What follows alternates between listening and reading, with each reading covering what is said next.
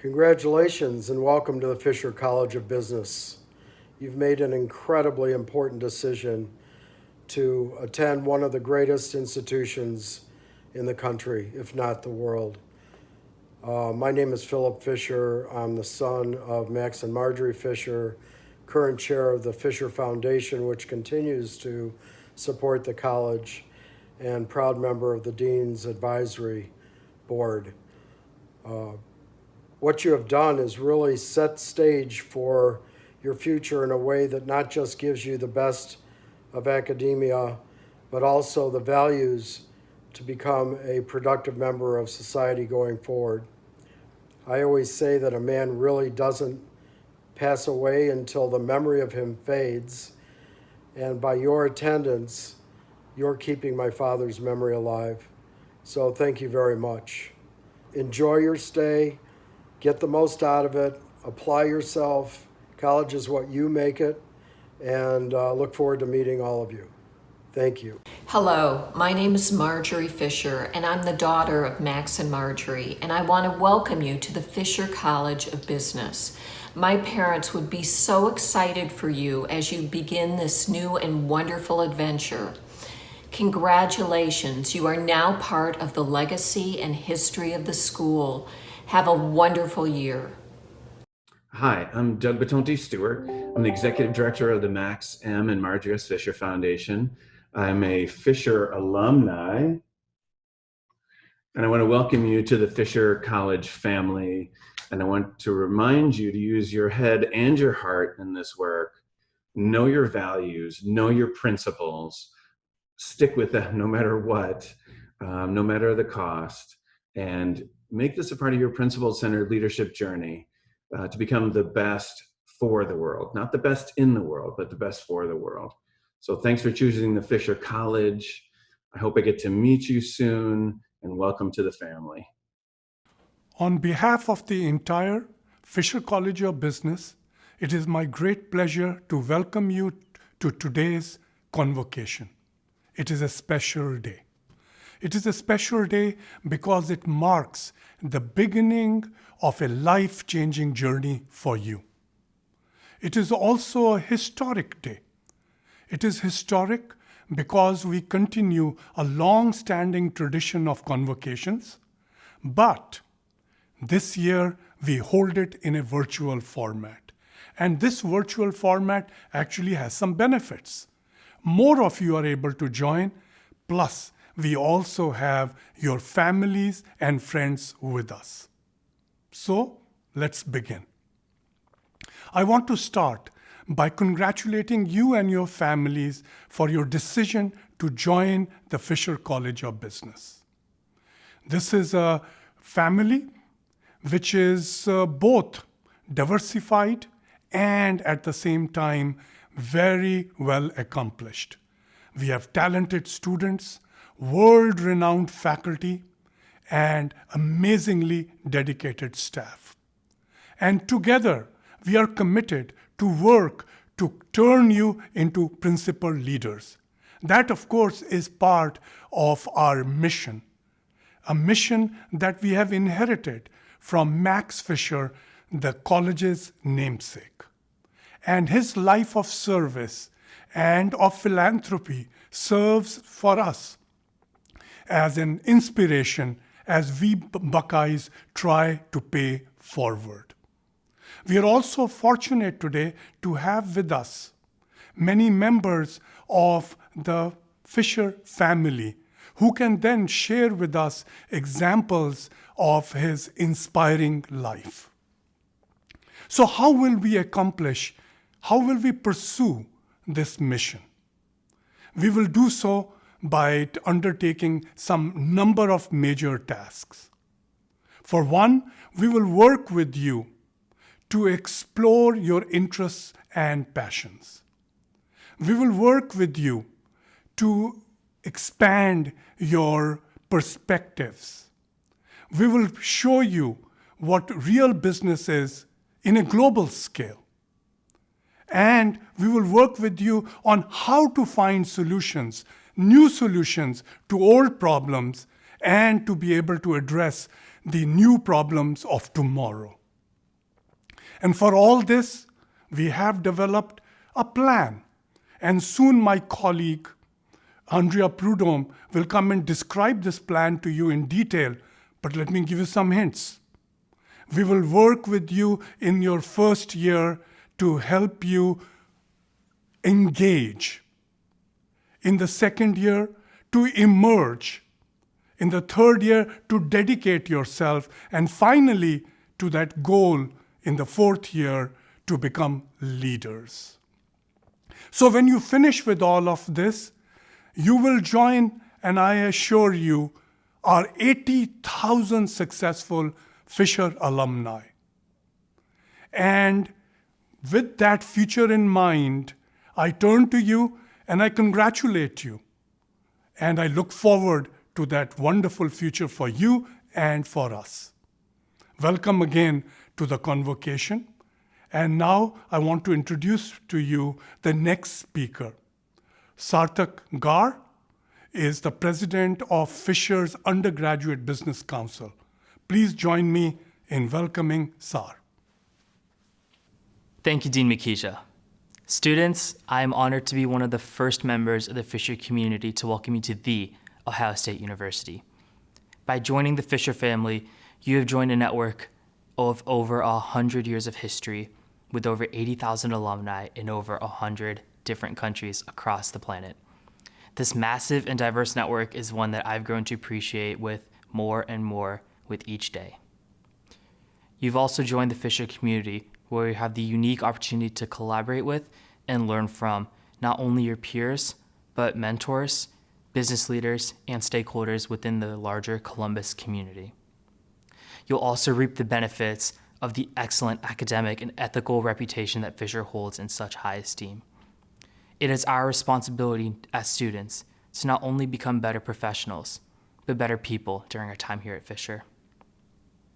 As I look back 2 years to when I was in your guys' position, I realize that I've grown much more since then, in more ways than one. I know it's very cliche to say, but you'd be pleasantly surprised by how much opportunities you'll have to grow, not only during your 4 years here at Fisher, but beyond. And as I enter my junior year here at Fisher, I'm very excited to talk about the community that has given me so much. As president of the Undergraduate Business Council here at Fisher, which oversees over 36 student organizations on campus, I'm very excited to see how each and every one of you will choose to interact with the community and collaborate with something new. Not only will this shape your personal student experience, but the experiences of thousands of students to come. Students, I'm just very excited to be able to call you all my classmates. And I once again want to congratulate you on all the hard work and dedication that has gotten you to this point. It is my great honor to now invite Andrea Prudhomme, Associate Dean of all undergraduate programs here at Fisher. Thank you, Sarthak. On behalf of the faculty and staff who will have the great pleasure of working with each of you over the next 4 years, I also want to say welcome. As Dean Makisha said, each one of your experiences at Fisher will be slightly different. But we hope that your development as leaders follows a path that we've created for you, one that fosters your ability to engage, to emerge, to dedicate, and finally to lead.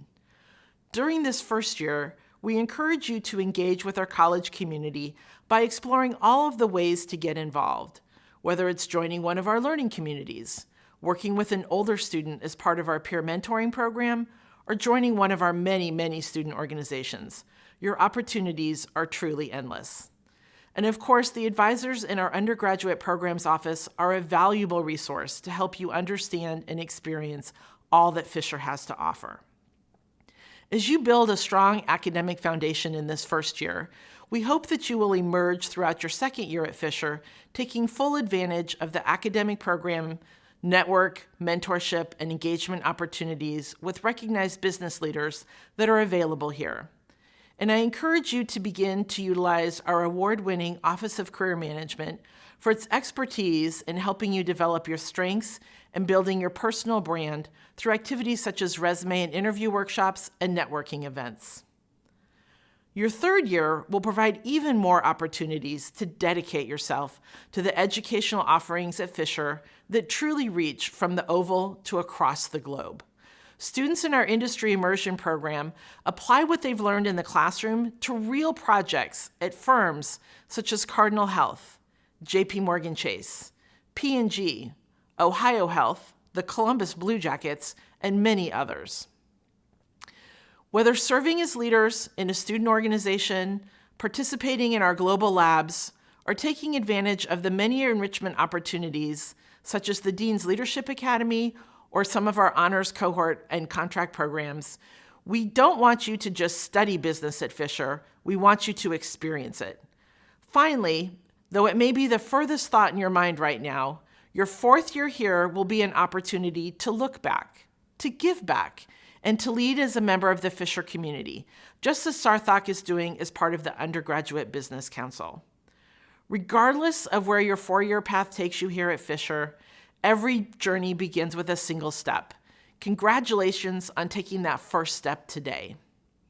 Now I'd like to welcome back Dean Makija to introduce our next guest. Go Bucks!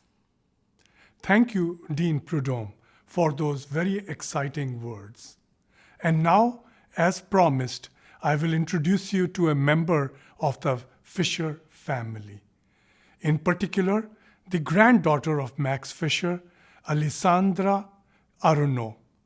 She is, of course, quite accomplished on her own standing, but today she joins us to give us examples from the inspiring life of Max Fisher. Would you then please join me in a warm Fisher welcome for Alessandra? Thank you. Thank you, Dean Makija, for the kind introduction and for all of your inspiring words. It's a pleasure to be with you all virtually today to tell you a little bit more about my grandfather, Max Fisher. I hope his story will inspire you as you begin your studies here at the Fisher College of Business, as much as his love, wisdom, and example have inspired me and my family. If you were to Google my grandfather, you could discover that, not surprisingly, he was an Ohio State alumnus who made his mark on the world as an industrialist, philanthropist, statesman, diplomat, humanitarian, and trusted advisor to prime ministers and 4 U.S. presidents. You'll read about his civic and humanitarian accomplishments, from helping revitalize the city of Detroit to saving the lives of countless Jewish immigrants. And because he was known for being a quiet diplomat, many of his most notable accomplishments you'll never be able to read about. Humility was a virtue central to who he was. While all of that might sound impressive, there is so much more to know about the man your school is named after, the man that I knew as Pops. I remember my grandfather as a giant teddy bear, always cuddling me and asking me most thoughtful questions. Questions that were definitely too complex to fully comprehend at my age, but always sparked my curiosity. He never missed a Buckeyes game, and even though many of his children and grandchildren attended the University of Michigan, his loyalty to OSU never wavered. In meetings, oftentimes my grandfather would close his eyes when he was listening, and everyone thought he was asleep. But then, at the most shocking moment, he would make a really remarkable comment and everyone in the room would be stunned. That was very him, soft-spoken, but always listening and adding a valuable perspective. If he were here to welcome you today, I'm sure he would be in awe of the technology and how we're all able to gather online.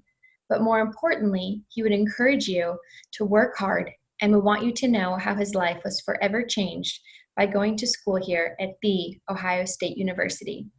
Here is a short clip of my grandfather. Well, if you're talking about just Ohio State, I like to leave a legacy. They've helped create, had something to do with a school that would bring out the best in kids and bring the kind of students that make an impact upon the country and the world itself. Because I look at this school, one of the things I forgot to mention, we talked about a global economy. I think we're at the very cutting edge of that thing, and I think we talked about that when you were at Buffalo. So if I felt that we are really doing a great job of bringing the best, doing a great job with the kids that you have and giving them an opportunity to make an impact, that would be a great legacy. In the fall of 1926, 94 years ago, my grandfather showed up on campus carrying one suitcase. He wore a plaid Mackinaw coat and high ranch-looking boots.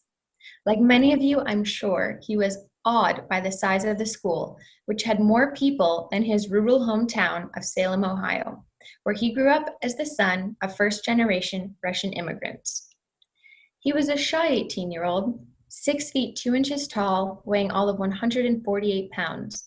In high school, he had distinguished himself as one of the best linemen in the country, good enough to be recruited by OSU and receive a football scholarship. While his parents were incredibly thrilled with the scholarship, they were never in the stands to watch him play because they were terrified he would be injured. And as fate would have it, he got injured sophomore year. His playing days were over, and he lost his scholarship. To pay for tuition, books, and a car, he worked several jobs in the college kitchen and off campus. Every Sunday, my grandfather would walk over to Tim's, a restaurant across from the school, and for 15 cents, he would enjoy a bowl of chili and all the crackers he could eat. His frugality and work ethic guided him through school and through life. These qualities and his love for OSU stayed with him throughout his life. My grandfather died at the age of 96 in 2005. I was 14 years old, and losing my grandfather was one of the toughest things I had gone through at that point. Of course, I still miss him very much, but his example and the lessons he taught me live on through myself and with my family members, inspiring us all to live with integrity and to follow our passions. While my grandfather was far too interesting to be described in a very concise way, I want to share with you the 3 things that were most central to who he was and how he lived his life. Those were his values, his leadership style, and giving back, or rather seeking justice, as he would say. He would tell you that the most important subject you'll study here at Fisher College is not business strategy, marketing, or accounting. No offense to those incredibly important disciplines and the brilliant professors that teach them. But he would tell you the most important subject you'll study are values, the moral values that will guide you through work and through life long after you graduate. The way my grandfather saw things, the wealthiest people in the world are the ones with the most integrity, not the most money. Integrity is what he valued above all else, doing the courageous and the right thing over what came easiest or is most comfortable, putting people first and profit second, and practicing your values instead of professing them. Competing in the oil and real estate business, my grandfather was of course looking to make money. Once he acquired considerable wealth and respect, he was offered lots of deals to make a quick profit just by lending his name and reputation to a project. For example, he would have made an astronomical amount of money by partnering with a fellow businessman to build casinos in Detroit. It was a lucrative and an easy deal, but my grandfather felt that the city had enough poverty and that gambling would take money from people who could least afford to lose it. So he passed on that deal, and many like it that didn't align with his values. And as my cousin Tony often says, my grandfather never confused his net worth with his self-worth. On a personal note, I spent 20 years of my life dedicated to the very demanding sport of ice dancing. My dream was to go to the Olympics and represent the United States as an ice dancer. And despite all the training and international success that my skating partner and I achieved, it became clear to us that the Olympics was no longer a realistic goal. As I was working to accept that reality, out of the blue came a very tempting offer to compete in the Winter Games for another country.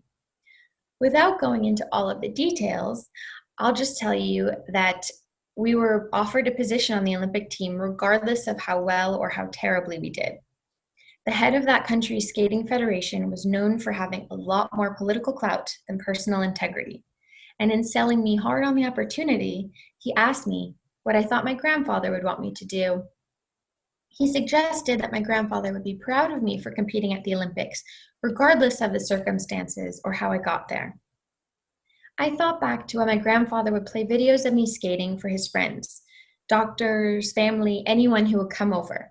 I was incredibly embarrassed because these were videos of me as a 10-year-old trying to do a simple jump, basically moving at the speed of a turtle. But he wasn't focused on my ability or lack thereof. He was proud of the hard work and determination that I showed. So the question was, would Pops be proud of me for achieving my dreams, even if it meant taking a shortcut and compromising my values? The obvious answer was no. So I passed on that opportunity and many like it and never made it onto Olympic ice. But I will never regret that decision because I retired from the sport with my integrity intact and all of the personal benefits I gained from those years of dedication, perseverance, and hard work. Just as I believe my grandfather would be proud of the course I took, I am certain he'd be proud to know that employers ranked the Max M. Fisher College of Business, your school, among the top in the nation for moral character.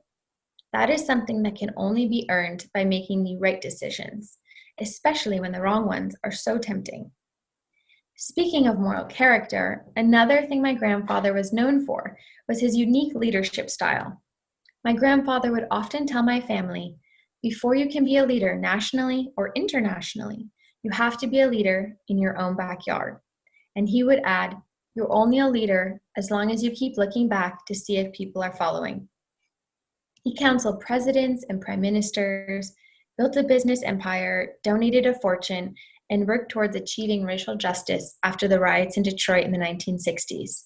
He also helped negotiate peace treaties, all while quietly leading behind closed doors. The Fisher College is in the business of preparing leaders, a quality in great demand in the world and especially in the world of business. Part of being a good leader is also living by example, which leads me to perhaps the most life-changing of my grandfather's core beliefs that I'd like to share with you: giving back, or as he would put it, justice. These were commitments both my grandfather and grandmother felt strongly about, and in fact, it was my grandmother Marjorie who most encouraged my grandfather's generosity and would often remind us, the more you give, the more you get. She once said, I'll never be able to give enough to account for how grateful I am to the families that have allowed me into their lives. She thought always of what her and my grandfather could do for others. Here is a short video introducing my grandmother. I hope they learn from all of this, from their parents and from their peers, that the more you give, the more you get. And the fact that they're here for a reason, to help people.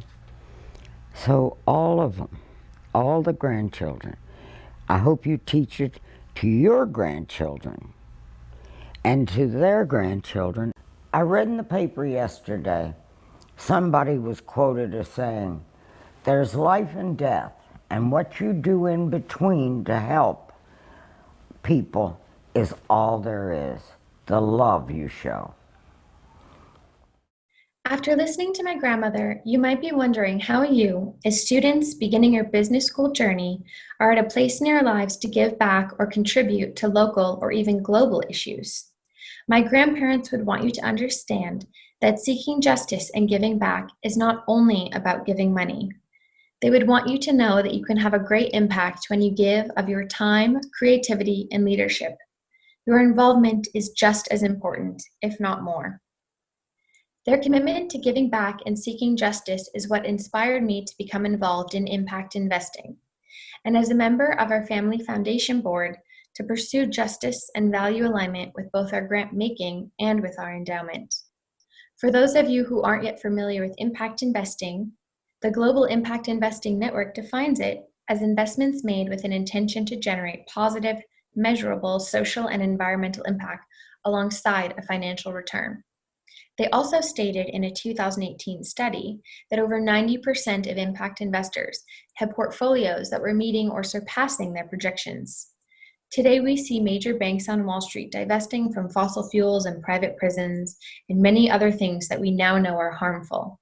And even though my grandfather didn't know these harms and issues when he was building his success, he would be very pleased with this development, as he appreciated the synergies between good citizenship and good business. And while much has changed in the world since he was a student here, his thoughts on values, his leadership style, and his desire to seek justice will always be relevant. Now you know a little bit more about Pops, the man your school is named after, the man whose life and example can inspire us all.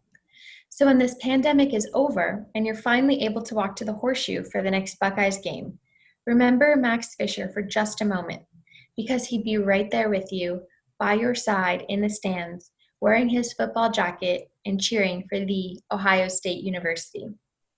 And when you graduate from this amazing institution, know that he'd be congratulating you and telling you how proud he is that you did your best. And when you become leaders in business and philanthropy in your own backyards and around the world, know that Max Fisher would be encouraging you to continue living your values, leading others, and most importantly, giving back. If my grandparents were here today, they would want to express their gratitude to you for allowing them into your lives and on this journey with you. So from me and on behalf of my entire family, we thank you all. Now go make your mark on the world, Buckeyes. Thank you, Ms. Arano, for this kind and heartfelt words. I hope everyone here at Fisher can do you and the Fisher family proud. As we close the 2020 Convocation, I'd like to reflect a little bit on my personal experience. It's scary to start a new chapter of your life, especially one so big and so influential to you. And these are extraordinary times. But each and every single one of you are extraordinary people. And you have the best community around you here at Fisher. So seek out mentorship and friendship from those around you. I truly do believe that friends are the family that you choose. And I am so, so proud that you all chose to become a part of the Fisher family. I, along with everyone here at Fisher, cannot wait to see what you all do in the next 4 years and beyond. And with that, we close the 2020 Fisher Convocation. We'll take a quick little break, and then we would love for you guys to stay around and join our networking event at 4:45 p.m. It'll be provided in the second link that you were sent, and this is an opportunity for you all to meet other students from the Fisher community as well as leaders and stakeholders within it. And if you stick around to the end, you'll be registered for a prize drawing, which is always fun. So once again, thank you all so much for taking the time out to come, and hopefully we'll see you soon.